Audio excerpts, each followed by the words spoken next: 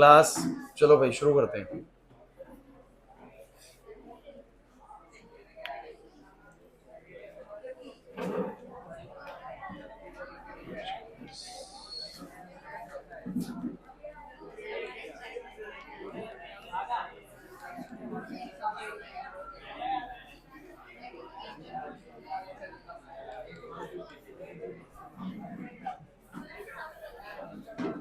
इससे थोड़ा सा बच के भाई, दीपांशु थोड़ा सा ध्यान से।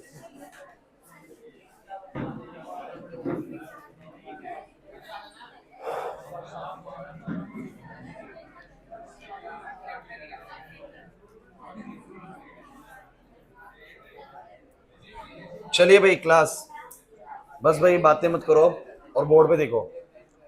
बड़ा इंपॉर्टेंट टॉपिक है इस चैप्टर का। अब तक मैं आप लोगों को इस चैप्टर में क्या करा चुका हूँ, एक बार बस बोर्ड पे देख लो। बस एक मेजर मेजर टॉपिक्स के नाम बता रहा हूँ। हम लोगों ने सबसे पहले इस चैप्टर के अंदर जो टॉपिक करा है उसका नाम है सेंटर ऑफ मास। याद है?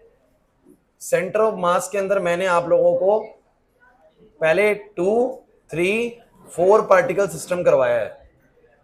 बच्चों कैसे चुप हो गए भाई? 2, 3, 4 पार्टिकल सिस्टम याद आ रहे हैं? फिर मैंने आप लोगों को रेगुलर बॉडीज के सेंटर ऑफ मास निकालने सिखाए थे, जैसे वो लेमिना टाइप थी, कई सारी डिस्क थी। उसके बाद बच्चों मैंने क्या बोला? Removal of some part from body. याद आ रहे हैं? इस 3 तरह के सेंटर ऑफ मास हमने करे थे। उसके बाद में तुम लोगों को लेके आता हूं इस चैप्टर के बहुत इंपॉर्टेंट टॉपिक पे, जिसका नाम बोलो क्या है? टॉर्क है। और ये टॉर्क क्या होता है वैसे अगर ब्रीफली आप समझाना चाहें तो बोलो, क्या बोलोगे? Torque is nothing but it's a angular force. It's a मतलब कि एक ऐसा फोर्स जो बॉडी में कैसा मोशन क्रिएट करता है, रोटेशनल मोशन, उसको हम क्या बोलते हैं? उसका टॉर्क। किसी भी बॉडी में रोटेशनल मोशन कैसे प्रोड्यूस कर सकते हो बताओ जरा, क्या तरीका मैंने आपको बताया था? मैंने कहा था कि किसी भी बॉडी का जो एक्सिस ऑफ रोटेशन है, जिसका एक्सिस ऑफ रोटेशन यहां पर है, उससे कुछ दूरी पर, कुछ where is the axis of rotation of this pen, तो यहां पर मैंने पकड़ रखा है वो उसका एक्सिस ऑफ रोटेशन। इससे कुछ दूरी पर यानी आर दूरी पर आप फोर्स लगा दीजिए। मैंने लगा दिया फोर्स, ऊपर की तरफ देखो घूम गया। मैंने फोर्स लगा दिया नीचे की तरफ तो घूम गया। बोलो हो रहा है कि नहीं हो रहा? जब भी आप कभी किसी भी बॉडी के एक्सिस ऑफ रोटेशन से कुछ दूरी पर क्या लगाते हैं? फोर्स लगाते हैं, तो उस बॉडी में एक एंगुलर मोशन आता है। बोलो है कि नहीं? जिसको हम क्या बुलाते हैं? बोलो टॉर्क बुलाते हैं। और ये टॉर्क कितना पैदा होता है उसके अंदर, जरा बताओ कितना टॉर्क पैदा होता है? मैंने आपको बहुत बार बताने की कोशिश करी है कि अगर मेरे पास ये नट है तो मैं इसको अगर घुमाना चाह रहा हूं तो मैंने इसका एक्सिस ऑफ रोटेशन कहां पर है? Where is the axis of rotation of this? यहां पर है भाई। तो इससे कितनी दूरी पर? बोलो मैंने इससे आर दूरी पर मैंने कितना फोर्स लगाया? बोलो एफ फोर्स लगाया। और उन दोनों के बीच का एंगल थीटा मान लीजिए 90 फिलहाल तो कितना एंगुलर मोशन इसमें पैदा होगा? बोलो आर एफ साइन थीटा। इसके ऊपर हमने चर्चा करी है आखिरी 2 क्लासेस, लगभग 3 क्लासेस यही बात करी। नहीं आ रहा याद? तो किसी भी बॉडी को एंगुलर मोशन देने के लिए आपको कहां फोर्स लगाना पड़ेगा? उसके एक्सिस ऑफ रोटेशन से कुछ दूरी पर फोर्स लगाना पड़ेगा। It will rotate the body and the torque produced in the body is are F sine theta. Is this fine? बैठो भाई जल्दी।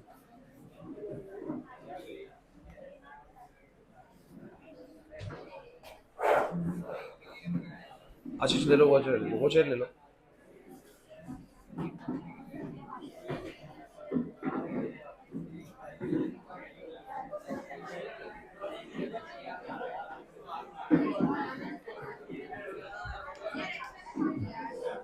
बच्चों शोर नहीं करना है, पेपर बहुत नजदीक है। जितना ज्यादा हम करेंगे क्लास में उतना बढ़िया आप लोगों के लिए। तो मेरी बात अच्छे से सुनिएगा बच्चों।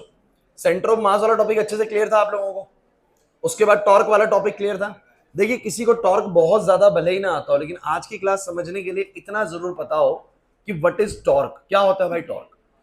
आप ये समझ लीजिए कि हमने जो काइनेमेटिक्स पढ़ा था उस समय जो मैं ऐसे फोर्स लगाता हूं उसको सिर्फ फोर्स बुलाते हैं, क्योंकि इस फोर्स से कैसा मोशन होता है? बोलो लीनियर मोशन। कैसा मोशन होता है? बोलो।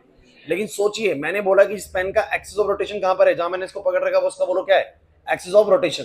इस एक्सिस ऑफ रोटेशन से कुछ भी दूरी पर अगर मैंने फोर्स लगाया तो इसमें कैसा मोशन आएगा? एंगुलर मोशन आएगा, है ना। यहां से मैंने कुछ दूरी पर फोर्स लगाया, चाहे ऊपर लगाया चाहे नीचे लगाया, क्या आएगा? बोलो angular motion.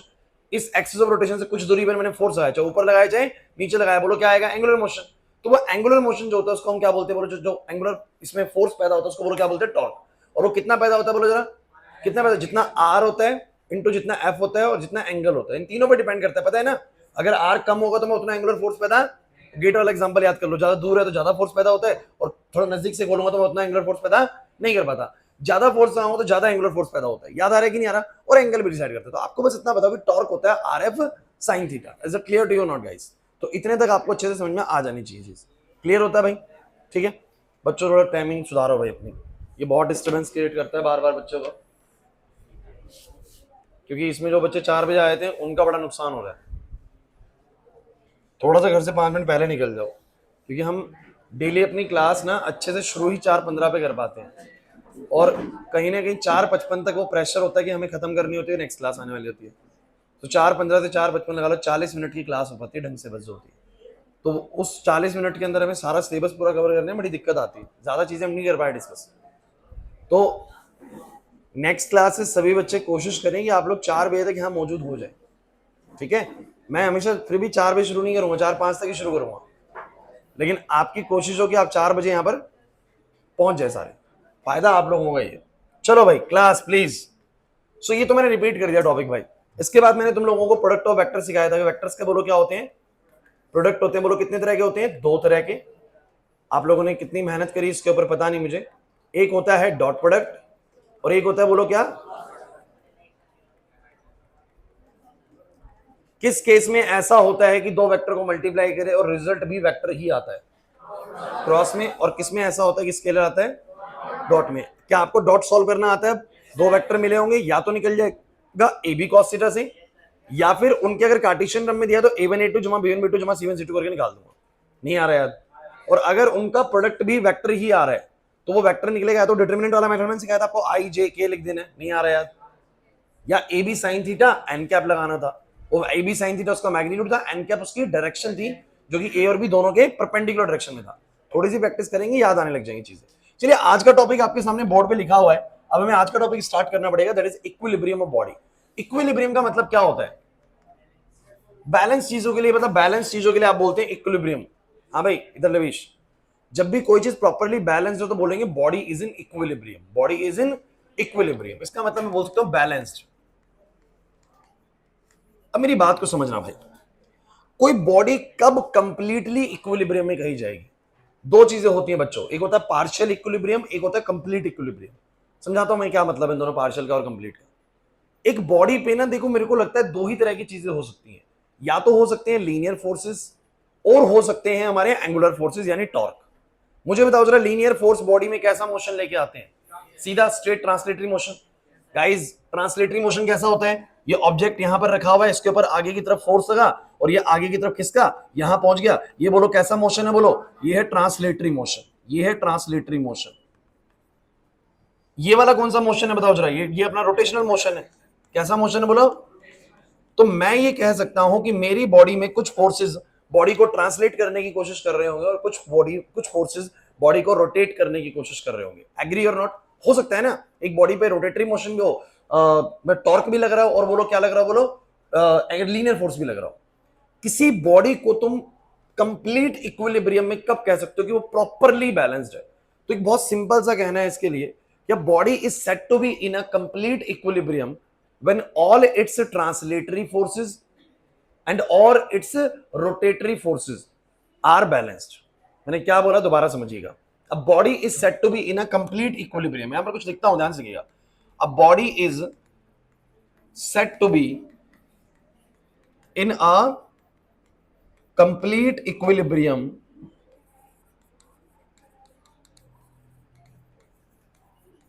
when it is in translational equilibrium as well as in बच्चों as well as in rotational equilibrium। एक बॉडी को आप तभी कह सकते हो कि वो पूरी तरीके से बैलेंस्ड है जब उस पर लगने वाले सारे लीनियर फोर्सेस भी बैलेंस्ड हो और उसके ऊपर लगने वाले सारे एंगुलर फोर्सेस यानी बोलो क्या टॉर्क्स, सारे के सारे टॉर्क्स भी बोलो क्या हो गए? बैलेंस हो गए। समझे नहीं मेरी बात को मैं क्या कहना चाह रहा हूं? नहीं समझ पा रहे ना? अभी तो और बच्चे आ रहे हैं। भैया मैं जल्दी आ, वहीं बैठेगा, बैठ जा बैठ जा। क्लास बोर्ड पे प्लीज गाइस। देखिए मैंने क्या बोला, एक बार स्टेटमेंट को दोबारा से सब बच्चे पढ़िए, खुद से पढ़िए, फिर क्वेश्चंस करने में इसके ऊपर जल्दी पढ़िए, पढ़ो एक बार ध्यान से।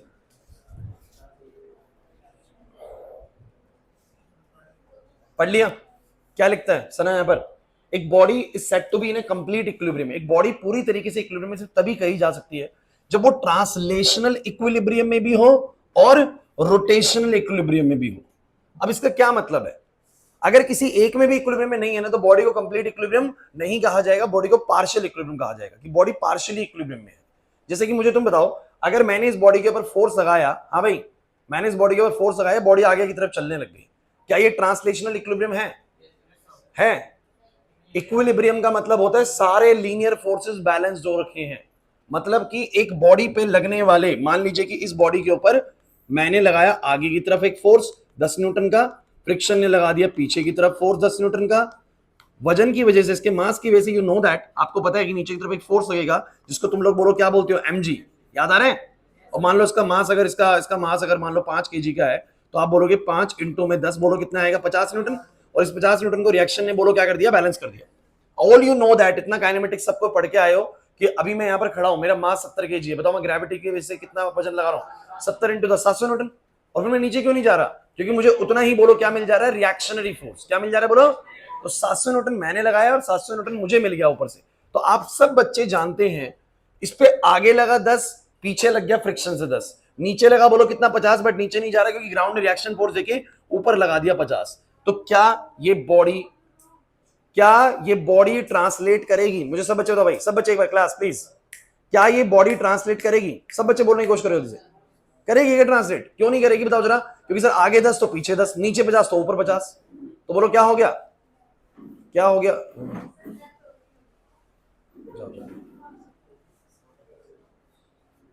भाई क्लास बोर्ड पे मैंने क्या बोला है, ध्यान सुनो। इधर मैंने ये बोला है कि इस बॉडी पे आगे बोलो कितना है, 10, पीछे बोलो कितना है, 10, नीचे 50 और ऊपर भी 50। तो ये बॉडी किसी भी तरफ ट्रांसलेट कर पाएगी? क्यों नहीं कर पाएगी? बताने की कोशिश करोगे आप लोग? क्योंकि सारे फोर्सेस बोलो क्या है, बैलेंस्ड है। नहीं आ रहा समझ में? अरे भाई इसमें क्या समझ रहे हैं? क्लियर है ना? तो इसको बोलते हैं कि बॉडी कौन से इक्विलिब्रियम में, बोलो ट्रांसलेशनल इक्विलिब्रियम में है, ट्रांसलेशनल इक्विलिब्रियम में है, इसको बोलते हैं ट्रांसलेशनल इक्विलिब्रियम। कोई दिक्कत है? बॉडी पे लगने वाले सारे फोर्सेस एक दूसरे से बोलो क्या हो रहे हैं, कैंसिल्ड हो रहे हैं, ये सारे फोर्सेस एक दूसरे के बोलो क्या है, बराबर है। तो बोलो क्या बोलेंगे, body is in translational equilibrium. Is this fine to you और नॉट गाइस? जल्दी बोलोगे, पक्की बात है? चलो एक बात बताओ, मेरे पास इस तरह का एक सिस्टम है और यहां पर मैंने उसके इधर ना, यहां पर मैंने ऐसे फलक्रम लगा रखा है, ठीक है? थोड़ा याद करना, मैंने कुछ पढ़ाया तुम लोगों को इस तरह का, उम्मीद करता हूं तुम लोग जवाब दे पाओगे। ये 5 यूनिट है और ये 10 यूनिट है, ठीक है? यहां पर एक फोर्स लग रहा है 20 न्यूटन का और यहां पर एक फोर्स लग रहा है 40 न्यूटन का। आप मुझे बस बताओ जरा, इन फोर्सेस की वजह से, since these forces are applied away from the axis of rotation, और मैंने आज आते के साथ ही तुम्हें एक बात सिखाने की कोशिश करी कि इस बॉडी का एक्सिस ऑफ रोटेशन कहां पर है, एक्सिस ऑफ रोटेशन कहां पर है, यहां पर मैंने पकड़ रखा है। इस एक्सिस ऑफ रोटेशन से कुछ भी दूरी पे फोर्स लगेगा, चाहे ऐसे लगे चाहे ऐसे लगे, बॉडी में कैसा मोशन आएगा बोलो, रोटेशनल मोशन आएगा, यानी टॉर्क लगेगा, बोलो लगेगा नहीं लगेगा? तो इसके एक्सिस ऑफ रोटेशन से कुछ दूरी पे वहां फोर्स लगा, इसके एक्सिस ऑफ रोटेशन से कुछ दूरी पे यहां फोर्स लगा, दोनों टॉर्क पैदा करेंगे कि नहीं करेंगे? वो भी करेगा और ये भी, वो भी रोटेशनल मोशन पैदा करने वाला है, ये भी रोटेशनल मोशन पैदा करने वाला है। अरे खुद दिमाग लगाओ ना, अगर ऐसे खींचूंगा तो बोलो रोटेशनल मोशन होगा कि नहीं होगा, या ऐसे खींचेगा तो बोलो रोटेशनल मोशन होगा कि नहीं होगा? सर दोनों फोर्सेस क्या पैदा करने वाले हैं, एंगुलर फोर्स। क्या पैदा करने वाले बोलो? अब मुझे तुम बस ये बताओ, ये वाला किस तरफ पैदा करने वाला है? ये पैदा करने वाला है कैसा टॉर्क? सब बच्चे, ये कैसा टॉर्क पैदा करने वाला है, क्लॉकवाइज। और ये कैसा टॉर्क पैदा करने वाला है? ये टॉर्क पैदा करने वाला है एंटी क्लॉकवाइज। ऐसा क्यों सर? अरे भैया खुद देखो ना, यहां पर एक्सिस ऑफ रोटेशन है, एक एक्सिस ऑफ रोटेशन राइट में लग रहा है और एक बोलो कहां लग रहा है, लेफ्ट में। अंकित, जो राइट में लग रहा है बॉडी को क्लॉकवाइज घुमाएगा, जो लेफ्ट में लग रहा है बॉडी को एंटी क्लॉकवाइज घुमाएगा। बोलो एग्री करते हो कि नहीं करते? तो ये घुमाएगा एंटी क्लॉकवाइज, वो घुमाएगा क्लॉकवाइज। देख लेते हैं कि बॉडी रोटेशनल इक्विलिब्रियम में भी है कि नहीं। रोटेशनल इक्विलिब्रियम में कहने का मतलब ये कि बॉडी पे लगने वाले सारे टॉर्क भी एक दूसरे से बोलो क्या हो रखे हैं, बैलेंस हो रखे हैं, बॉडी रोटेट नहीं करेगी। तो जरा समझने की कोशिश करते हैं, इसका कितना टॉर्क आएगा? सब बच्चे तो टॉर्क का क्या फॉर्मूला बोलो, आरएफ साइन थीटा। क्या है बोलो? एक्सिस ऑफ रोटेशन से कितनी दूरी पे लग रहा है बोलो, 10। कितना फोर्स लग रहा है बोलो, 20। और बोलो कितने एंगल पर लग रहा है बोलो, तो आर और एफ के बीच का एंगल है 90, साइन 90, बोलो कितना आएगा? 200 आएगा। कितना आएगा बोलो? 200। दिख रहा है पीछे वालों को भाई? अच्छा इधर बताओ जरा कितना आएगा बोलो? इधर आएगा बच्चों 5 हो गया आर, 40 हो गया फोर्स, और एंगल फिर बच्चों 90 है फोर्स और उसके बीच में, साइन 90। आंसर बोलो कितना आएगा? तो 200 न्यूटन मीटर का एंटी क्लॉकवाइज टॉर्क है, 200 न्यूटन मीटर का ही क्लॉकवाइज टॉर्क है। बताओ बॉडी किस तरफ रोटेट करेगी? बॉडी किस तरफ रोटेट करेगी? तो बॉडी बोलेंगे किसी भी तरफ रोटेट नहीं करेगी, इसको बोलते हैं बॉडी अपने कौन से इक्विलिब्रियम में है? रोटेशनल इक्विलिब्रियम में। अब समझ में आया बॉडी के ऊपर ट्रांसलेशनल और रोटेशनल इक्विलिब्रियम का मतलब क्या होता है?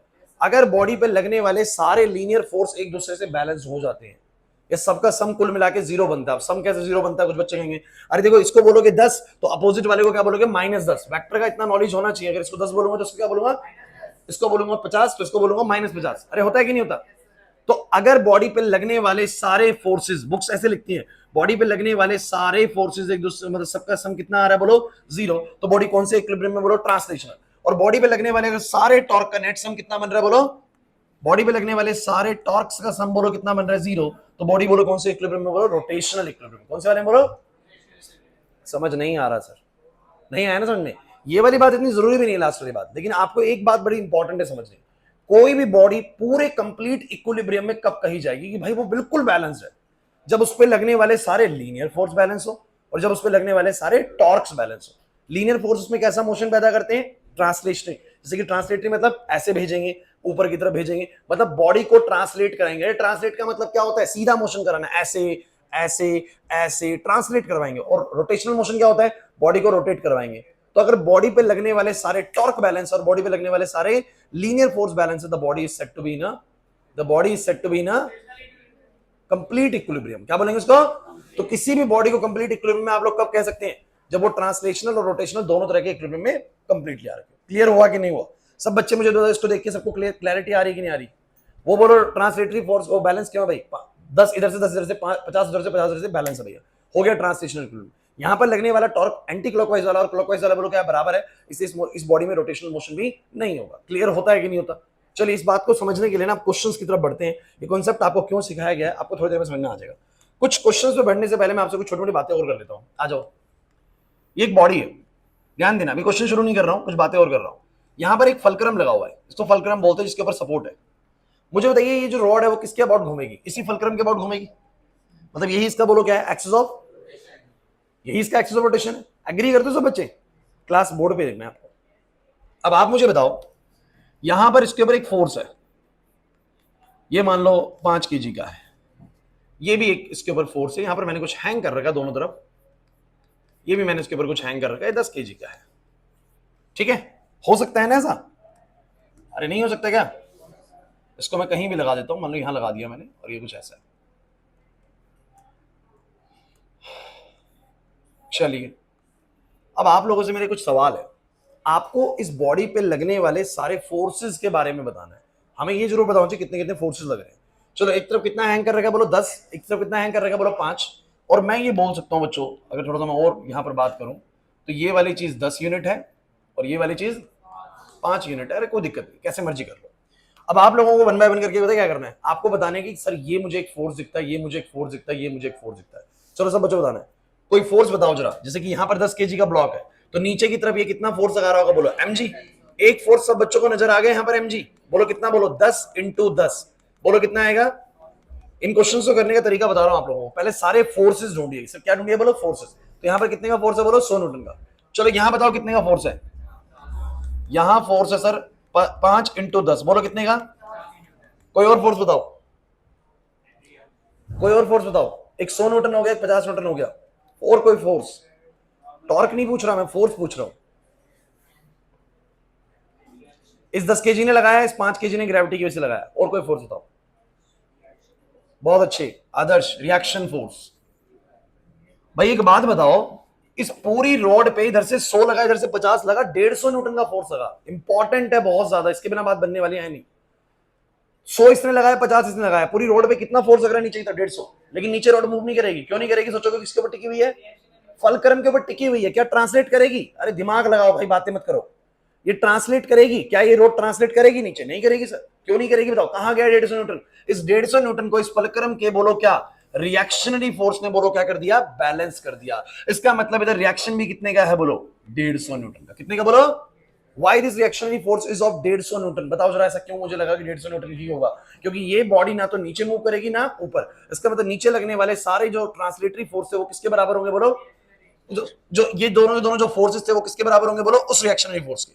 अरे नहीं आ रही बात समझ में, मैं इसको ऐसे भी बोल सकता हूं, ध्यान समझना, इसको मैं कैसे बोलूंगा, since the body is in, since the body is इन, बोलो बोलो, since the body is in translational equilibrium, body कौन से इक्विलिब्रियम में बोलो, कुछ कहेंगे सर आपको कैसे पता कि ट्रांसलेशनल इक्विलिब्रियम है, अरे आप मुझे बताओ ना, क्या ये सिस्टम किसी भी तरीके से नीचे या ऊपर मूव करने वाला है, इसका मतलब नीचे ऊपर लगने वाले सारे फोर्सेस क्या होंगे, बैलेंस्ड होंगे, इसका मतलब पक्का सर आर किसके बराबर होगा, F1 जमा, यही तो वो बताना चाह रहा है, तो बताओ जरा कितना आएगा बोलो, 100 इंटू में 100 जमा में बोलो कितना, 50, बोलो कितना आएगा, इसका मतलब इस फलक्रम में कितने का रिएक्शन फोर्स लग रहा है बोलो, 150 न्यूटन का। समझने के लिए करना है, इस क्वेश्चन को भी मैंने शुरू भी नहीं करा, आप बस ये देखिए कि मैं कुछ सिचुएशन आपको समझाने की कोशिश कर रहा हूं, इस बॉडी पे कितने फोर्सेस लग रहे हैं, बस ये बताओ मुझे, एक फोर्स लग रहा है यहां पर, एक फोर्स लग रहा है यहां पर, और डेफिनेटली जब ये फोर्स लग रहा है तो इस फलक्रम का रिएक्शन फोर्स भी लग रहा होगा ऊपर की तरफ, और वो कितना लग रहा होगा, since body is not moving in a translational direction, ना तो नीचे आ रही ना ऊपर जा रही है, इसका मतलब इन दोनों का सम उसके बराबर होगा, तभी वो बराबर हो पा रहा है, तभी वो मूव नहीं कर रहा है। क्लियर हुआ कि नहीं हुआ?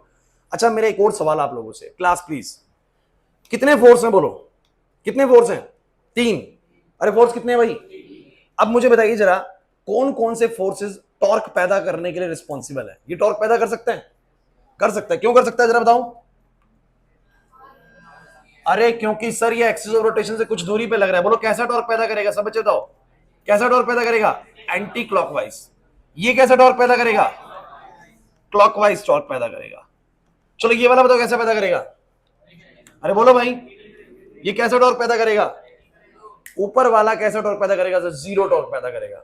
आप इस फलक्रम वाली पोजीशन पे अगर फोर्स लगाएंगे भी, सोचिए, तो ये बॉडी कभी रोटेट नहीं करेगी, बॉडी सिर्फ क्या कर सकती है बोलो, ट्रांसलेट कर सकती है, क्या कर सकती है बोलो, कुछ क्यों ट्रांसलेट क्यों नहीं कर रही, अरे वो तो इससे बैलेंस हो गया भाई, अरे लिखो मत आशीष, बोर्ड पे देखो, लिखने की जरूरत नहीं है यार, घर पे लिख लेना, आप समझने पे ध्यान दो, इस बॉडी पे आप लोग सबसे पहले फोकस करो कि कितने लीनियर फोर्स लग रहे हैं, सर एक लीनियर फोर्स है 10 केजी की वजह से, एक लीनियर फोर्स है 5 केजी की वजह से, और सर एक लीनियर फोर्स है रिएक्शन फोर्स, 3 लीनियर फोर्स सबको मिल गए, अरे सबको 3 लीनियर फोर्स मिल गए, चलो अब बोलो इन 3 में से कितने फोर्सेस ऐसे जो टॉर्क पैदा कर सकते हैं, सर ये कर सकता है और ये कर सकता है, बट ये कोई टॉर्क पैदा नहीं कर सकता, कितने बच्चों को समझ में आ रहा है कि टॉर्क पैदा नहीं कर सकता, आ रहा है समझ में, ये बताओ किसको नहीं आ रहा कि ये वाला फोर्स टॉर्क क्यों नहीं पैदा कर सकता, सर है तो ये भी फोर्स है लेकिन ये टॉर्क क्यों नहीं पैदा कर सकता, क्योंकि बच्चों एक्सिस ऑफ रोटेशन पर ही फोर्स लग रहा है, इसका मतलब इस फोर्स के लिए आर की वैल्यू कितनी है, जीरो है सर, क्योंकि एक्सिस ऑफ रोटेशन से इधर गई ना उधर गई, बिल्कुल उसी पे लगा रहे हो, और उसी पे लगा रहे हो तो कोई टॉर्क पैदा, तो इसकी वजह से कोई टॉर्क पैदा नहीं हो रहा, इसकी वजह से टॉर्क बोलो कितना होगा, जीरो, तो उसको हमें देखने की जरूरत नहीं है। अच्छा बताओ ये बॉडी हमारी रोटेशनल इक्विलिब्रियम में लग रही है कि नहीं लग रही है आप लोगों को, बताओ भाई अक्षरा ये कितना टॉर्क पैदा करेगा बोलो, 100 इंटू 5 बोलो कितना, 500 का, और ये कितना पैदा करेगा बोलो, 50 इंटू 10 बोलो कितने का, 500, तो यहां पर क्या है, बॉडी रोटेशनल इक्विलिब्रियम में भी मौजूद है। अब आप कहेंगे सर हमें करना क्या था इस क्वेश्चन, करना कुछ नहीं था, मैं आपको बस एक सिचुएशन एक्सप्लेन कर रहा हूं कि अगर आपसे कोई ये बोले कि चेक करो कि बॉडी हमारी ट्रांसलेशनल इक्विलिब्रियम और रोटेशनल इक्विलिब्रियम में है कि नहीं, तो आप कैसे चेक करोगे, तुम सब बच्चे मुझे बताओ, रोटेशनल इक्विलिब्रियम में कैसे चेक करा आपने, आपने देखा 3 फोर्स लग रहे हैं, 3 में से एक वाला फोर्स तो टॉर्क लगा ही नहीं रहा, कौन सा वाला बोलो, ये वाला, और जो ये दोनों टॉर्क लगा रहे हैं, एक क्लॉकवाइज लगा रहा है और एक बोलो क्या लगा रहा है, एंटी क्लॉकवाइज, और मैंने देखा कि वो बराबर है तो रोटेशनल इक्विलिब्रियम आ जाएगा, और बराबर नहीं है तो रोटेशनल इक्विलिब्रियम, सोचो ना कि अगर ये लगा रहा होता 500 का और ये लगा रहा होता 600 का, तो फिर तो भैया बॉडी रोटेट करती है हमारी किस डायरेक्शन में, क्लॉकवाइज, और मैं बोलता कि बॉडी रोटेशनल इक्विलिब्रियम में नहीं है। खुशी बात समझ में आ रही है मैं क्या कहना चाह रहा हूं, तो बॉडी पे ना आप लोगों को बस 2 ही चीजें चेक करनी है, बोलो कौन कौन सी, एक रोटेशनल इक्विलिब्रियम और एक बोलो क्या, ट्रांसलेशनल इक्विलिब्रियम। अब हम सीधा क्वेश्चन स्टार्ट करते हैं और तब जाके शायद हमारी कहानी ना ज्यादा बढ़िया बनेगी, तो एक क्वेश्चन मैं बोर्ड पे लिखने वाला हूं और आप लोग ट्राई करेंगे खुद से पहले, चलो क्वेश्चन लिखो, मेरे पास एक इस तरह का मेटल रोड है,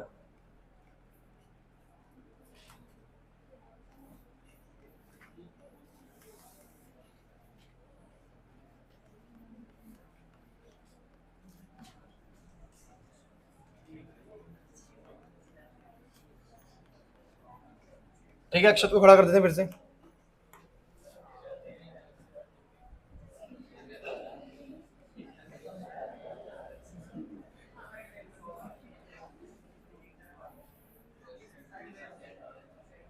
दस मीटर लंबी रोड है,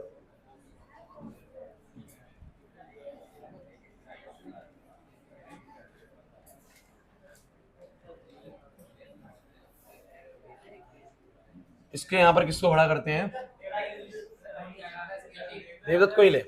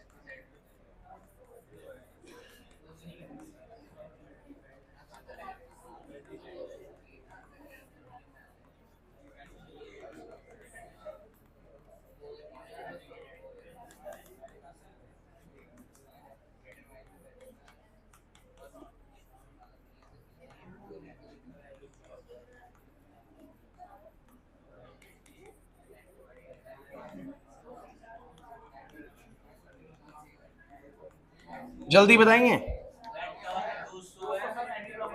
सिंपल है, बिल्कुल सिंपल क्वेश्चन बन गया ना, सब बच्चों से हुआ। बात सिर्फ रोटेशनल इक्विलिब्रियम की कर रहे हैं और कोई बात ही नहीं कर रहे हैं, छोड़ दो सारी बातें ना, सिर्फ रोटेशनल इक्विलिब्रियम की। अच्छा एक बात मैं इसमें और ऐड कर देता हूं, चलो सेकंड पार्ट करके, also find the reactionary force on fulcrum. आ जाइए भाई सब बच्चे, क्लास बहुत ही बढ़िया क्वेश्चन है, बड़ा इजीली आपको आइडेंटिफाई होगा, हर बार रोटेशनल इक्विलिब्रियम होना जरूरी नहीं है। चलिए इस तरफ अक्षत खड़ा है, लेकिन अक्षत के फुलक्रम यहां पर 4 मीटर दूरी पे है, और इससे देवदत्त से बोलो कितना होगा, बोलो 6। आप सब बच्चे मुझे बताने की कोशिश करें, क्लास प्लीज बोर्ड पे, अक्षत नीचे की तरफ कितना फोर्स लगा रहा होगा, कोई बताएगा?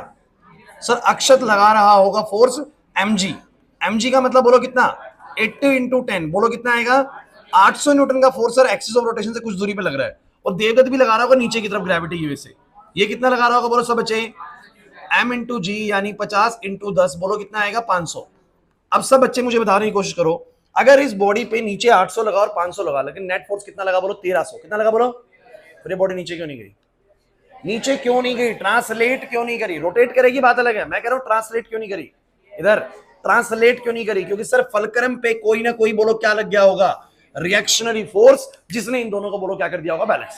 आप मुझे बस इस सिस्टम को देख के बताओ किस बच्चे को ऐसा लग रहा है कि सर ये ट्रांसलेट कर सकती है। क्लास एक सेकंड लिखना बंद करो सब बच्चे, इस सिस्टम को देख के मुझे बस ये बताओ किसी को भी ऐसा लगता है कि ये ट्रांसलेट करेगी, कुछ कहेंगे सर मोशन तो करेगी, अरे यार ऐसे घूमना, मैं किधर ऐसे घूमना क्या ट्रांसलेशन मोशन है, तुम मुझे बताना ऐसे घूमना क्या ट्रांसलेशन मोशन है, ऐसे घूमना क्या ट्रांसलेशन मोशन है, अगर ये यहीं खड़ी खड़ी ऐसे से घूमती है तो क्या ये ट्रांसलेशन मोशन है क्या? ट्रांसलेशन मोशन कैसा होता है, ये नीचे की तरफ जाए सिस्टम या ऊपर की तरफ, तो मेरे को बहुत क्लियर कट दिख रहा है कि ये सिस्टम ऐसे ऐसे घूम सकता है बट ट्रांसलेट नहीं कर सकता। अगर ट्रांसलेट नहीं कर रहा इसका क्या मतलब है कि नीचे लगने वाले और ऊपर लगने वाले सारे फोर्सेस एक दूसरे के बोलो क्या होंगे, बराबर होंगे, एक दूसरे को बैलेंस कर रहे होंगे, दूसरे के इक्वल होंगे, इसलिए ना सिस्टम ऊपर जा रहा है ना सिस्टम। तो नीचे नेट फोर्स बोलो कितना है, 1300, अरे दोनों को मिला के बोलो कितना है, 1300, तो ये 1300 है बट फिर भी नीचे नहीं आ रहा, इसका मतलब किसी फोर्स ने इसको बोलो क्या कर दिया है, बैलेंस कर दिया। इसका मतलब क्लियर जाता है, सेकंड वाला पार्ट पहले ही होता है, बोलो सेकंड वाला पार्ट पहले हो जाएगा, बोलो क्या, आर कितना आएगा बोलो जरा, 1300, 800 जमा में बोलो कितना, 1300, तो रिएक्शनरी फोर्स 1300 हो गया। इस कारण से मैं कह सकता हूं ना सिस्टम नीचे जा रहा ना सिस्टम ऊपर जा रहा। चलिए क्लास, कितने फोर्सेस इस बॉडी पे लग रहे थे, 3 फोर्स विशेष, एक ये रहा, एक ये रहा, एक ये रहा, लेकिन तुम जानते हो कि ये वाला फोर्स रोटेशन मोशन, क्योंकि ये बिल्कुल एक्सिस ऑफ रोटेशन में लग रहा है, इसका आर ही नहीं है कुछ भी, क्योंकि हमारे किसी भी फोर्स का जो टॉर्क पैदा होता है कितना होता है, बोलो आर एफ साइन थीटा, कितना बोलो। अब इस वाले फोर्स का तो आर ही बोलो कितना है, 0, तो ये टॉर्क पैदा नहीं कर सकता। अच्छा नहीं आ रही बात समझ में? अब मुझे जरा सब बच्चे बताने की कोशिश करो, क्लास इसका टॉर्क बताओ किस डायरेक्शन में, बोलो एंटी क्लॉकवाइज, इसका टॉर्क बोलो क्लॉकवाइज टॉर्क है। चलो बोलो जरा, अगर मैं बात करूं क्लॉकवाइज टॉर्क कितना है, सब बच्चे बताओ क्लॉकवाइज टॉर्क कितना है, क्लॉकवाइज टॉर्क बोलो कितना है, फॉर्मूला होता है आर एफ साइन थीटा, तो आर है बच्चों 4, फोर्स है 800, एंगल है साइन 90, बोलो कितना आएगा बच्चों, 3200, 3200 न्यूटन मीटर का टॉर्क पैदा हो रहा है क्लॉकवाइज डायरेक्शन में। This is guys anti clockwise. चलो क्लॉकवाइज बताओ कितना आएगा, क्लॉकवाइज पैदा कर रहा है देवदत्त, बोलो क्या आएगा, बोलो आर है 6, फोर्स है बच्चों 500 और बोलो कितना साइन 90, बोलो कितना आएगा 3000 न्यूटन मीटर। मतलब देवदत्त ने 3000 न्यूटन मीटर का टॉर्क पैदा किया, बट अक्षत ने कितने करा, बोलो 3200 का। तो क्या बॉडी रोटेशनल इक्विलिब्रियम में है? पहले पार्ट का जवाब मिल गया सर, बॉडी रोटेशनल इक्विलिब्रियम में नहीं है। अब समझ में आ रहा है इक्विलिब्रियम का मतलब? अरे नहीं आ रहा समझ में। अगर ये 3200 होता है 3000 तो बोलते रोटेशनल इक्विलिब्रियम में तो है, और ट्रांसलेशन में तो वैसे ही है भाई, तब बोलते कंप्लीट इक्विलिब्रियम में। लेकिन बॉडी अभी कंप्लीट इक्विलिब्रियम में नहीं है, ये पार्शियल इक्विलिब्रियम होता है कि भैया ट्रांसलेटरी तौर पे तो इक्विलिब्रियम में है, बट रोटेटरी तौर पे इक्विलिब्रियम में नहीं है। तो मुझे बताओ सब बच्चे, नेट टॉर्क कितना होगा? नेट टॉर्क कितना होगा बोलो सब बच्चे? तो नेट टॉर्क होगा 3200 माइनस में बोलो कितना 3000, बोलो कितना आएगा 200 न्यूटन मीटर। बोलो किस डायरेक्शन में? इन एंटी क्लॉकवाइज डायरेक्शन। तो ये बॉडी नेटशेल क्या करने वाली है बताओ जरा? ये बॉडी सिर्फ और सिर्फ नेटशेल रोटेट करने वाली है, वो भी किस डायरेक्शन में? बोलो एंटी क्लॉकवाइज डायरेक्शन में with a torque of 200 newton metre. अरे नहीं आया समझ में? क्या ट्रांसलेट कर पाएगी? क्योंकि सारे ट्रांसलेटरी फोर्स बोलो क्या है, बैलेंस है। क्या रोटेट कर पाएगी? Yes sir. क्यों रोटेट कर पाएगी? क्योंकि रोटेटरी सारे फोर्सेस बैलेंस्ड नहीं है, बॉडी रोटेशनल इक्विलिब्रियम में मौजूद नहीं है। क्लियर हुआ या नहीं हुआ? नहीं है ये बात समझ में? और करते हैं, जितने क्वेश्चन बनाएंगे इसकी क्लैरिटी उतनी आती चली जाएगी। चलिए आपके एनसीईआरटी का एक बहुत ही बढ़िया क्वेश्चन देते हैं, सीधा उसी पे आते हैं। एनसीईआरटी का है, मुझे एक बार एनसीईआरटी बुक दिखा दो एक बच्चा। अरे समझ नहीं आ रहा बच्चों, नहीं आया समझ में जो क्वेश्चन अब तक करवाया? पक्का सबको आ गया? चलो ये क्वेश्चन लिख लो, मोस्ट इंपॉर्टेंट है, आपके एग्जाम में आ सकता है भाई। सभी बच्चे इस क्वेश्चन को मोस्ट इंपॉर्टेंट मार्क कर लीजिए।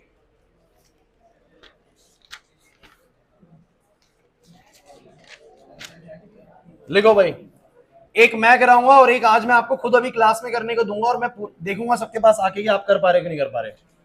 अब metal bar 70 centimetre long and 4 kg in mass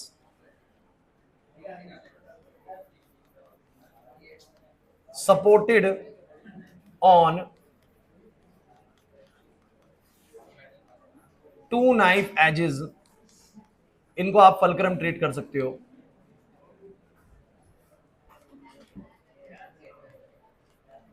placed 10 centimetre from each end, a 6 kg load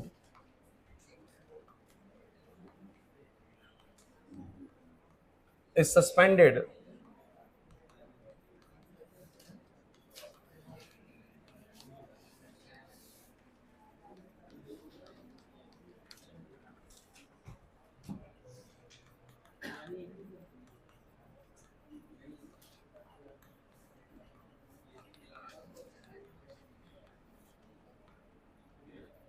चलिए भाई, अब अभी एनसीईआरटी क्वेश्चन उठा लीजिए। सब बच्चे बोर्ड पे हों, क्योंकि ये क्वेश्चन बहुत इंपॉर्टेंट है, आपके एग्जाम में आएगा ये क्वेश्चन। सुनिए क्या है क्वेश्चन, क्वेश्चन समझते हैं भाई। एक मेटल बार है 70 सेंटीमीटर लंबा, एक मेटल बार है 70 सेंटीमीटर लंबा। आ जाओ भाई क्लास बोर्ड पे। This is totally 70 centimetre in length. Okay, कहता है क्या 4 किलो का है। कितने किलो का है बोलो? अच्छा, इसका 4 किलो मास में कहां पर कंसंट्रेट मान सकता हूं? इसके सेंटर पर। तो मैं मान सकता हूं कि इसके सेंटर पे कितना मास है बोलो? Concentrate 4 kg। कितना बोलो? 4 kg। Always you know that the whole mass can be considered as centre of mass, और किसी बॉडी का सेंटर ऑफ मास के सेंटर पे होगा। क्लास बोर्ड पे देखो भाई, लिखना बंद करो सब बच्चे, क्वेश्चन लिखने लग गए, आंसर देख लो भाई। 4 kg का है भाई। अब जरा क्वेश्चन सुनो क्या है। Is supported on the 2 knife edges, जिनको मैं फलक्रम भी बोल सकता हूं, 2 नाइफ एजेस पे सपोर्टेड है, placed 10 centimetre from each end. हर एंड से 10 सेंटीमीटर अंदर आ जाओ। हर एंड से कितना बोलो? अच्छा तो सेंटर कितने पे होगा? 35। वहां से भी कितना बोलो? 35। तो इससे 10 सेंटीमीटर अंदर यहां पर भी एक नाइफ एज लगा हुआ है, और इसके 10 सेंटीमीटर अंदर यहां पर भी एक नाइफ एज लगा हुआ है। कितने सेंटीमीटर अंदर सब बच्चे बोलो? 10 सेंटीमीटर अंदर एक नाइफ एज लगा हुआ है यहां भी, और 10 सेंटीमीटर अंदर एक नाइफ एज लगा हुआ है यहां भी। बोलो ये बॉडी बैलेंस है कि नहीं? सब बच्चे बताओ। अरे बॉडी बैलेंस होगी कि नहीं होगी? 2 नाइफ एजेस पे टिका दी भाई, एक यहां टिका दी, एक यहां टिका दी। सब बच्चे अच्छे सुनना भाई क्लास बोर्ड पे। A 6 kg load is suspended at 30 centimetre from one end, और एक 6 kg का लोड, ध्यान से सुनिएगा, एक 6 kg का लोड। कितने kg का बोलो? 6 kg का लोड एक एंड से 30 सेंटीमीटर अंदर। अब मुझे बताओ एक एंड से ये पूरा सेंटर कितनी अंदर है बोलो? 35। तो इससे 30 सेंटीमीटर अंदर, मतलब यहां पर कहीं पर एक वेट और मैंने हैंग कर दिया। कितने kg का बोलो? 6 kg का। कितने kg का बोलो? तो उसका सवाल यह है कि बताओ जरा, इस नाइफ एज पे कितना रिएक्शन होगा, इस नाइफ एज पे कितना रिएक्शन होगा। मुझे कुल मिला के बताओ। अरे लिखो मत भैया, क्यों लिखे जाते हो तुम लोग बोलने के बाद भी। इस रॉड का वजन कितना है बोलो, 4 किलो। और इधर जो मास हैंग कर रहेगा उसका वजन कितना है बोलो, 6 किलो। टोटल वजन कितना हुआ, 10 किलो। ये 10 किलो सारा का सारा इन नाइफ एजेस पे तो पड़ रहा है। तो नाइफ एजेस रिएक्शन लगा रही होगी नहीं लगा रही होगी, सब बताओ भाई। जब ये रोड का वजन और इस मास का वजन जब नीचे की तरफ पड़ेगा, हम इधर इंग्लिश में बोलूंगा मैं कि बंद कर लो उसको लिखना। 4 केजी यहां पर रोड का मास है, और मुझे बताओ इस वेट का मास कितना है बोलो, 6 केजी। तो मुझे बताओ टोटल टोटल वजन कितना है बोलो इसका, 10 केजी। ध्यान सुनो, तो वो सारा वजन कहां पर पड़ रहा है बोलो, नाइफ एज पे पड़ रहा है। किस पे पड़ रहा है शिवम, किस पे पड़ रहा है, नाइफ एज पे। तो अगर वजन नाइफ एज पे पड़ रहा है तो कैसे बैलेंस है, नाइफ एजिस ने बोलो क्या लगाया होगा, रिएक्शन लगाया होगा। इसने मान लो रिएक्शन फोर्स लगाया R1 और इसने लगाया बोलो क्या। मुझे सब बच्चे बस एक छोटा सा अपना कॉमन सेंस लगा के बताओ, किस वाली नाइफ एज पे ज्यादा जोर पड़ रहा है, इस वाली पे या इस वाली पे। सब बच्चे सोच के बताओ, इस वाली पे जोर ज्यादा पड़ रहा होगा या इस वाली पे। इस वाली पे ऐसा क्यों लगा तुम लोगों को, क्योंकि सर रोड का मास तो दोनों में बराबर टिका हुआ था सर, लेकिन सर 6 केजी थोड़ा इस तरफ ज्यादा है तो वजन थोड़ा सा इस वाले पे ज्यादा होगा, और जब वजन इस पे ज्यादा होगा तो रिएक्शन भी इस पे। तो कहीं ना कहीं R1 का वैल्यू R2 से बोलो क्या आना चाहिए, ज्यादा। और उसका सवाल यही कि मुझे रिएक्शन फोर्सेस कैलकुलेट करके बताओ। अक्षर नहीं आया समझ में, दोबारा से एक बार सब बच्चे बोर्ड पे देखेंगे, बिकॉज अगला सेम क्वेश्चन आप लोग करने वाले हैं। मैंने क्या बोला, ये मेटल रोड कितने किलो की है बोलो, 4 किलो की, जो कि सारा का सारा कहां पर कंसंट्रेट मान सकता हूं मैं, सेंटर पे। एक 6 केजी का मास और मैंने इससे 5 सेंटीमीटर तक हैंग कर दिया, 5 तो दिया ही नहीं, अरे यूं दिया हुआ है कि इधर से 30 सेंटीमीटर अंदर हमने एक 6 केजी का मास हैंग कर दिया। तो इन नाइफ एजेस पे कितना रिएक्शन पड़ रहा होगा, क्योंकि जोर सारा ऐसे पड़ रहा है, और इस जोर को कैसे बैलेंस करेगा नाइफ एज, ऊपर की तरफ रिएक्शन लगा के, ऊपर की तरफ। तो वो कह रहे हैं कि कितना रिएक्शनरी फोर्स होगा R1 और R2। सही बात है कि नहीं, क्वेश्चन समझ में नहीं आ रहा तुम लोगों को, नहीं आ रहा। और मुझे बताओ जरा कौन सा रिएक्शन फोर्स ज्यादा होगा तुम्हारे अकॉर्डिंग, R1 या R2। R1, क्योंकि सर सेंटर से इस तरह थोड़ा वजन ज्यादा है तो इसके ऊपर लोड ज्यादा है, लोड ज्यादा है तो रिएक्शन भी कैसा होगा, ज्यादा होगा। चलिए सब बच्चे अब लिखना बंद करेंगे और बोर्ड पे ध्यान देंगे सब बच्चे। अब आप लोग मुझे बताओ जरा, फोर्सेस बताओ सारे के सारे, कितने फोर्सेस हैं। आशीष इधर इधर बता भाई, इसके सेंटर पे 4 केजी है तो ये कितना फोर्स लगा रहा होगा नीचे, 400 न्यूटन है, 40 न्यूटन, 40 आएगा ना, बोलो कितना आएगा, 4 इंटू 10, बोलो कितना, एक फोर्स तो लगेगा सर 40 न्यूटन। सब बच्चे एग्री करते चलना भाई सारे फोर्सेस पे, एक तो लगेगा 40 न्यूटन। दूसरा मास यहां पर आएंगे, बोलो ये कितना लगाएगा, ये लगाएगा 60 न्यूटन। वेरी गुड बच्चों, दोनों फोर्सेस हो गए। एक फोर्स लगेगा ऊपर रिएक्शनल फोर्स, एक फोर्स लगेगा यहां पर रिएक्शनरी फोर्स। कितने फोर्स हो गए बोलो, 4। बोलो कौन कौन से, R1 R2 40 और 60। इस 4 के अलावा कोई भी फोर्स आपको नजर आ रहा है तो जल्दी बोलो। मेरे को तो यही नजर आ रहा है, 40 60 R1 और R2। एग्री करते हो कि नहीं करते सभी बच्चों की नजर बोर्ड पे। अब आप मुझे बताइए, बॉडी अगर रोटेट कभी करेगी भी तो किसके अबाउट रोटेट करेगी, अगर वजन भी बढ़ेगा तो रोटेट तो इसी के अबाउट करेगी, अपने सेंटर के अबाउट करेगी। किसके अबाउट बोलो। अब आप सब मुझे बस ये बताओ, अगर ये बॉडी पूरी तरीके से इक्विलिब्रियम में है तो मैं क्या बोलूंगा, if body is in translational equilibrium. अगर बॉडी बैलेंस हो रखी है इसके ऊपर, तो सब बच्चे मुझे बताओ कि क्या इक्वेशन बनेगी, नीचे लगने वाले सारे फोर्स और ऊपर लगने वाले सारे फोर्स बोलो क्या है, बराबर है। तो मुझे बताना जरा क्या क्या आएगा बोलो, R1 जमा में R2 तो ऊपर लग रहा है, नीचे बोलो कितना लग रहा है बोलो 60, प्लस में बोलो कितना 40। इसका मतलब सर इन दोनों R1 जमा R2 का सम बोलो कितना है।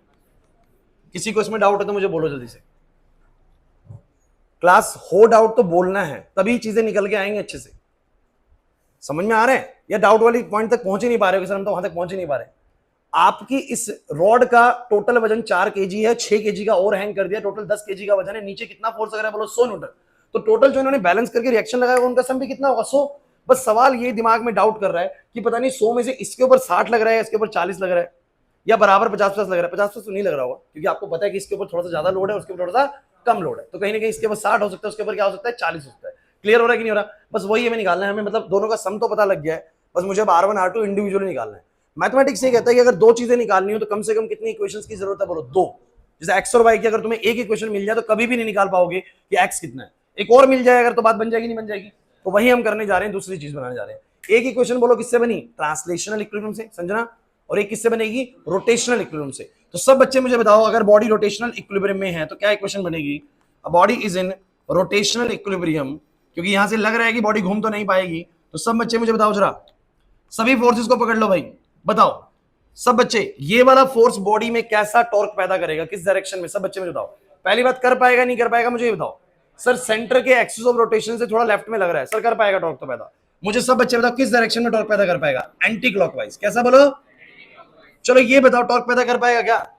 अरे खुद की बॉडी का जो मास है वो टॉर्क पैदा कर पाएगा, नहीं सर। वो कहां से लग रहा है फोर्स बोलो, सेंटर से। और सेंटर से लग रहा है और वहीं उसका एक्सिस ऑफ रोटेशन है, तो ये टॉर्क पैदा, तो इसकी वजह से कोई टॉर्क पैदा नहीं होगा। चलो इसकी वजह से टॉर्क बताओ बच्चों, इसकी वजह से, अरे R1 की वजह से, ये भी तो लग रहा है ना ऊपर, तो ये किस तरफ को टॉर्क पैदा करेगा बोलो, इधर को, कैसा टॉर्क पैदा करेगा, अरे फोर्स ऐसा है भैया, तो ऐसा फोर्स है, एक्सिस ऑफ रोटेशन से ऐसे है, तो बोलो ऐसे घुमाएगा, बोलो कैसा टॉर्क लगेगा, बोलो क्लॉकवाइज। चलो ये वाला बोलो, ये वाला एंटी क्लॉकवाइज। कितने फोर्स थे बोला, कितने फोर्स थे भाई, चार में से कितने फोर्स टॉर्क पैदा कर सकते हैं, 3। एक फोर्स टॉर्क पैदा नहीं कर सकता, बस सिंपल सी बात है सर। जितने फोर्स लग रहे हैं सबकी वजह से चेक करें टॉर्क पैदा होगा या नहीं होगा, और होगा तो किस डायरेक्शन में पैदा होगा। वंश नहीं आ रही बात समझ।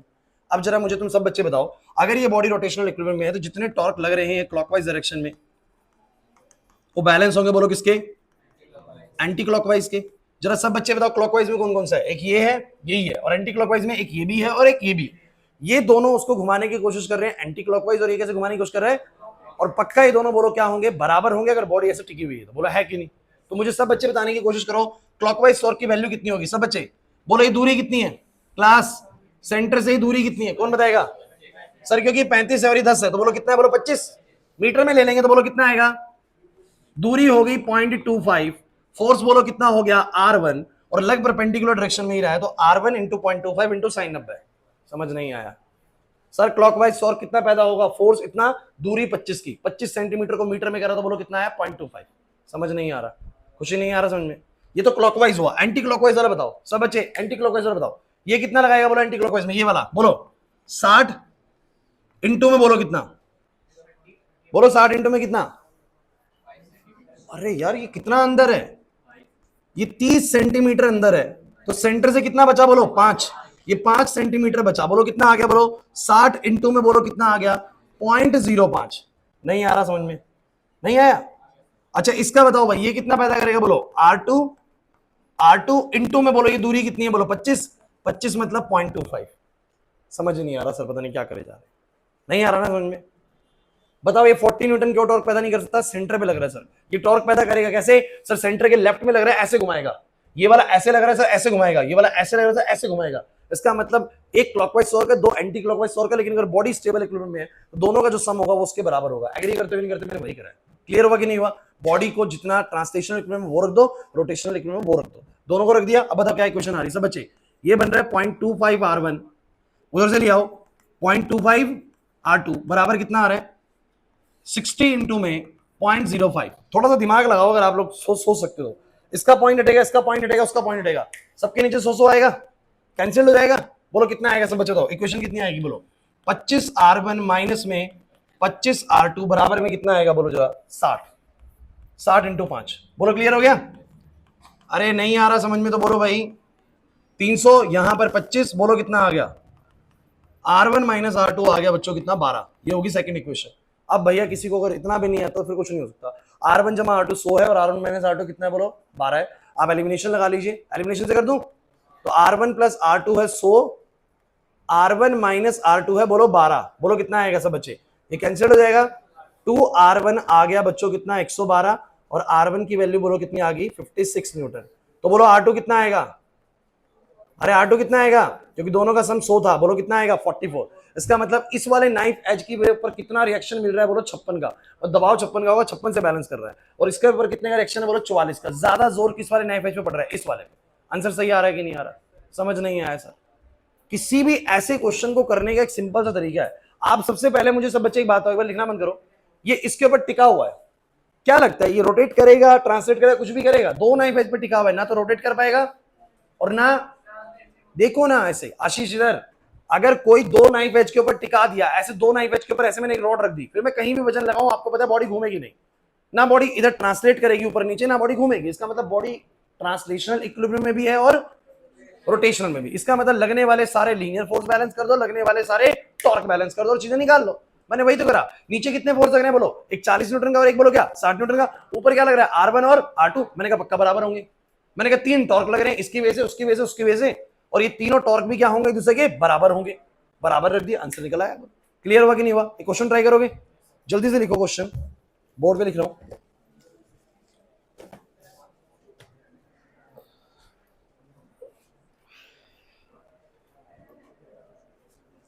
इसको एक बार देख लो, क्वेश्चन तो यार उसमें है शायद मोबाइल में है, आप लोग इसको नोट करो। क्वेश्चन में लेगा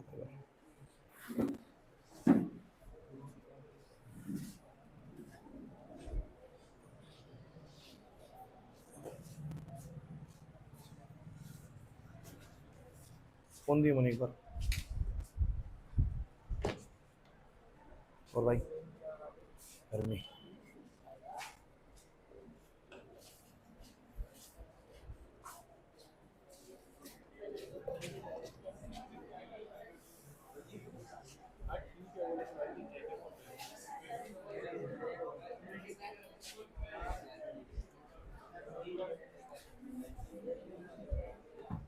लिखिए भाई क्वेश्चन दे दूं ना।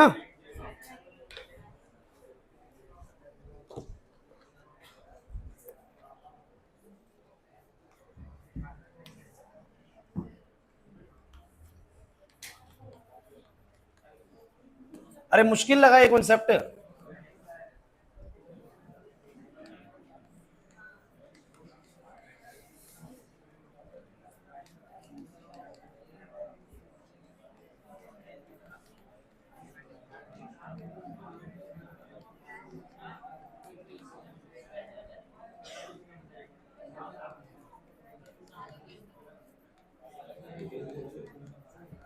अभी करके दिखाओ, काम करो, जल्दी से करना शुरू कर दो। अभी करना है, अभी करना है।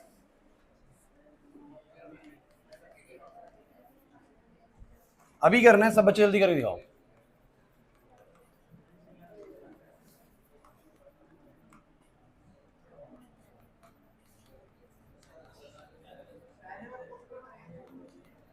बिल्कुल सेम है।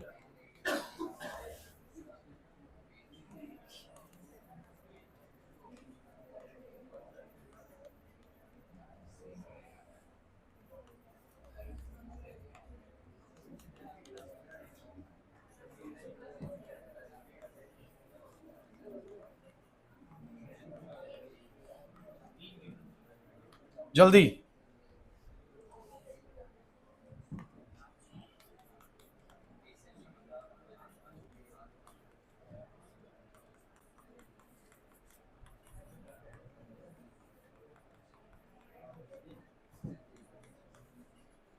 अभी देखो, सारे क्वेश्चंस नहीं हो भाई इसके ऊपर ना, नेक्स्ट क्लास में और न्यूमेरिकल कराऊंगा। अभी वही ना, समय कम पड़ता है, तुम लोग थोड़ा टाइम से आने की कोशिश करो अगली क्लास से, लेट मत हुआ करो। क्वेश्चन समझ में आया? नहीं आया?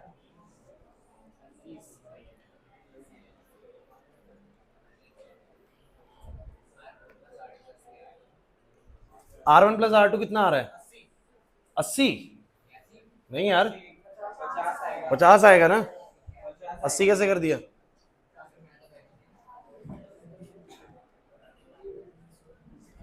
कुछ और क्वेश्चन समझ में नहीं आ रहा ना, करना है कैसे? क्लास बोर्ड पे देखिए भाई। चलो, समय कम है, मुझे कराना पड़ेगा बच्चों। देखो, हमें प्रैक्टिस के लिए करना पड़ेगा। फिर से आ जाओ भाई क्लास बोर्ड पे, दोबारा रिपीट कर रहे हैं सेम चीज को। एक रोड हमारे पास है, बोलो कितनी लंबी रोड है सब बच्चे?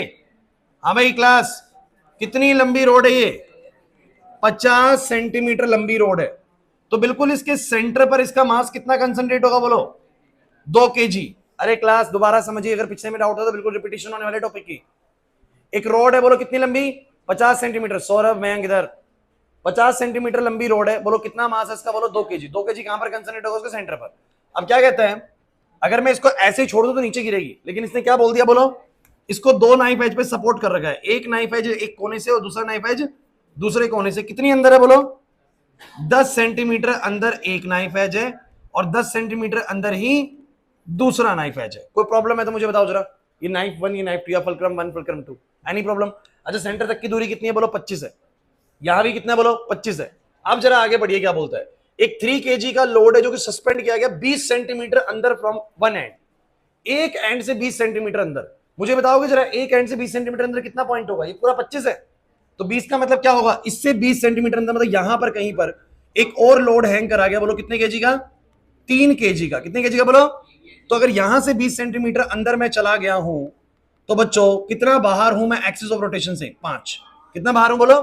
आपको ऐसा लगता है कि शायद इतनी सारी चीजें देने के बाद क्वेश्चन बड़ा कंफ्यूजिंग हो जाता है। कुछ भी नहीं है, सिंपल मैथमेटिक्स है। यहां से 10 सेंटीमीटर नाइफ अंदर है, तो यहां से कितना बचा बोलो 15 बाहर बचा, क्योंकि टोटल लेंथ सेंटर से लेकर बाहर तक की 25 है। यहां से 20 सेंटीमीटर अंदर, तो यहां से कितना बचा बोलो 5 बचा। अरे नहीं आ रही बात समझ में? अब हो गया क्वेश्चन पूरा। अब क्या कह रहा है बताओ जरा, इस रोड का मास है 2 kg, इस वेट का मास है 3 kg। अब बताइए जरा इन नाइफ एजेस पे कितना रिएक्शन फोर्स बनेगा।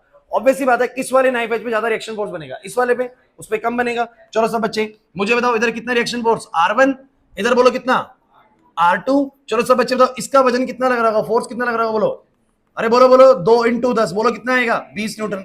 इसका फोर्स कितना बनेगा, अरे यार समझ नहीं आ रहा, 30 न्यूटन। हो गया। इसका R1 उसका R2, मेरे क्वेश्चन में क्या निकालना है मुझे, R1 और R2 ही निकालना है। अब मुझे तुम ये बताओ, इस सिस्टम को देख के तुम्हें किसी भी तरीके से लग रहा है बॉडी ट्रांसलेट करेगी, नीचे ऊपर जाएगी, नहीं करेगी सर, टिकी हुई है। क्या रोटेट करेगी, नहीं सर, क्योंकि टिकी हुई है। इसका मतलब बॉडी पूरी तरीके से रोटेशनल इक्विलिब्रियम में भी है। और बोलो ट्रांसलेशन कब होती है रोटेशनल ट्रांसलेशन में, जब उसपे लगने वाले सारे लीनियर फोर्स क्या हो, बैलेंस हो, जब उसपे लगने वाले सारे टॉर्क भी क्या हो। बस इसी बात को आप जानते हैं और इसको अप्लाई कर दीजिए। तो हम बोलेंगे सिंस बॉडी इज इन, बोलो since body is in translational equilibrium, क्योंकि बॉडी कौन से इक्विलिब्रियम में है, बोलो बोलो ट्रांसलेशनल इक्विलिब्रियम में। इसका मतलब नीचे लगने वाले सारे फोर्स ऊपर वालों के क्या होंगे, बराबर। इसका मतलब ऊपर लग रहे हैं सर R1 और R2, नीचे क्या लग रहा है बोलो 30 और 20। इसका मतलब उन दोनों का सम इसके बराबर होगा, यानी बोलो कितना आएगा 50। इसका मतलब दोनों का सम तो 50 आ गया। बोलो सबको क्लियर है कि नहीं। एक इक्वेशन बन गई, एक और बनानी है। अब कैसे बनाऊं, क्योंकि बॉडी ना तो रोटेट भी नहीं करेगी, बॉडी ट्रांसलेट नहीं करेगी, तो यहां रोटेट का भी कोई चांस नहीं, दोनों नाइफ एजेस पे टिका हुआ है। सुना नहीं आ रही बात समझ में खुशी। अगर रोटेट नहीं करेगी इसका मतलब बोलो क्या है, लगने वाले सारे टॉर्क भी बोलो क्या है, बैलेंस। चलो सब बच्चे मुझे बताने की कोशिश करो किस किस फोर्स की वजह से टॉर्क पैदा होगा। क्या ये वाले फोर्स की वजह टॉर्क पैदा होगा, साक्षी ये वाला फोर्स टॉर्क पैदा कर पाएगा, सोचो। क्या ये वाला फोर्स टॉर्क पैदा कर पाएगा, ध्यान दो ना। फिर नहीं कर पाएगा, क्यों नहीं कर पाएगा, सेंटर पे लग रहा है, आर उसका 0 है सर। एक्सिस ऑफ रोटेशन से कुछ दूरी पे तो फोर्स का लगना जरूरी है ना, समझ नहीं पा रहे बिल्कुल भी। इसकी वजह से कोई टॉर्क नहीं, लेकिन इसकी वजह से बोलो भाई, इसकी वजह से बोलो, क्योंकि ये इसके लेफ्ट में लग रहा है, ऐसे घुमाएगा, बोलो कैसे टॉर्क है, बोलो इसकी वजह से बोलो। अरे बोलो भाई इसकी वजह से बोलो, खुद सोचो ना आप लोग। अगर इधर से ऊपर की तरफ लग रहा तो इसको ऐसे घुमाएगा, इधर लग रहा तो ऐसे घुमाएगा, इधर लग रहा तो ऐसे घुमाएगा। हो गया सारा, क्योंकि बॉडी कौन से इक्विलिब्रियम में भी है, रोटेशनल इक्विलिब्रियम में। बोलेंगे since body is in rotational equilibrium, क्योंकि बॉडी कौन से इक्विलिब्रियम में है भाई, बॉडी कौन से इक्विलिब्रियम में है, रोटेशनल इक्विलिब्रियम में। तो आप लोग क्या बोलोगे, आप लोग क्या बोलोगे, इस पे लगने वाले सारे क्लॉकवाइज टॉर्क किसके बराबर होंगे, बोलो चलो बोलो क्लॉकवाइज टॉर्क की वैल्यू बोलो कितनी आएगी, R1 इंटू में सर 10 ये है, सेंटर से कितनी दूरी बचा 15, तो बोलो कितना आएगा, बोलो 0.15। अरे नहीं आया समझ में। अरे आप सेंटीमीटर में लेके चल रहे हो तो भी फर्क नहीं पड़ता, और मीटर में कर लोगे तो भी फर्क नहीं पड़ता। बोलो कितना आएगा, एंटी क्लॉकवाइज बोलो कितना आएगा, 30 गुना में ये दूरी बोलो कितनी है, बोलो सर 20 अंदर है तो 5 बाहर है, बोलो कितना आएगा 0.05, प्लस में उसका बोलो कितना आएगा R2 इंटू में 0.15। नहीं पल्ले पड़ रहा भाई, नहीं आ रहा ना समझ में कैसे बना रहा हूं। कितने फोर्सेस की वजह से टॉर्क ले रहा हूं मैं, 3, चौथी की वजह से टॉर्क है ही नहीं, इसलिए उसका टॉर्क मैं कंसीडर नहीं कर रहा। तो मेरे को बताओ जरा किन को बराबर रखना होता है, क्लॉकवाइज बराबर क्या रख देना, एंटी क्लॉकवाइज। आगे रोटेशनल इक्विलिब्रियम में सब बच्चे बोलो कितना आएगा, 0.15 R1 माइनस का 0.15 R2 बराबर का 30 इंटू में 0.05। मैं जानबूझ के इसको पॉइंट में रखता हूं, पॉइंट से 100 आएगा, नीचे से 100 आएगा। अरे पॉइंट जाने के बाद 100 आएगा ना, 100 सारे कट जाएंगे। कह रहा पता नहीं वाली बात कौन सी बोलते सर, मैथमेटिक्स आने जिसके लिए। बोलो क्या आएगा, बोलो 15 R1 माइनस का 15 R2 बराबर में बोलो कितना 30 इंटू 5, बोलो कितना आएगा 150। बोलो कितना आया 15 कॉमन R1 माइनस, बोलो R1 माइनस R2 कितना आ गया 10। अब एक है R1 प्लस R2 बोलो 50, और R1 माइनस R2 बोलो कितना 10। तो सब बच्चे बोलो भाई कितना आएगा, अरे बोलो बोलो, ये कट जाएगा, 2R1 आ गया मेरा 60, R1 आ गया 30 न्यूटन, और R1 30 तो R2 देख लो कितना आ गया 20। इसका मतलब किस वाले नाइफ पे ज्यादा लोड पड़ रहा है, सर पहले वाले पे ज्यादा लोड पड़ रहा है, उधर 30 न्यूटन का है। ऑप्शन नंबर कौन सा करेक्ट जाएगा, डी ऑप्शन। समझ नहीं आया क्वेश्चन, तो आप लोग ए क्लास, ए बच्चों जो मैंने तुम्हें न्यूमेरिकल कराया, इस न्यूमेरिकल के जरिए समझ जाओ आज की क्लास किस चीज से बेस्ड है। अभी न्यूमेरिकल खत्म नहीं हुई, 4-5 न्यूमेरिकल और कराने हैं इसी टॉपिक के। लेकिन एक बात समझ जाओ, कुल मिला के बात यह है कि किसी भी बॉडी को आप लोग कब कंप्लीट इक्विलिब्रियम में कहते हो। बच्चों एक मिनट रुक जाओ, एक मिनट रुक जाओ। किसी बॉडी को आप लोग कब कंप्लीट इक्विलिब्रियम में कहते हो? बस भाई 1 मिनट, बच्चे अभी देर है, रुक जाओ 2 मिनट। मैंने क्या बोला भाई? किस बॉडी को आप कंप्लीट इक्विलिब्रियम में कब कहते हो? जब वो बॉडी क्या हो, बोलो, ट्रांसलेटरी इक्विलिब्रियम में भी हो और बोलो रोटेटरी इक्विलिब्रियम में भी। मतलब लगने वाले सारे फोर्सेस भी बराबर कर दो और लगने वाले सारे टॉर्क भी बराबर कर दो। नहीं है बात समझ में? तो आ जाएगा। तो क्वेश्चन समझ में आगे कि नहीं आगे? अभी नेक्स्ट क्लास में इसके आगे और क्वेश्चन लेंगे, लेकिन ये पढ़ के आना जितना कराया भाई, ठीक है।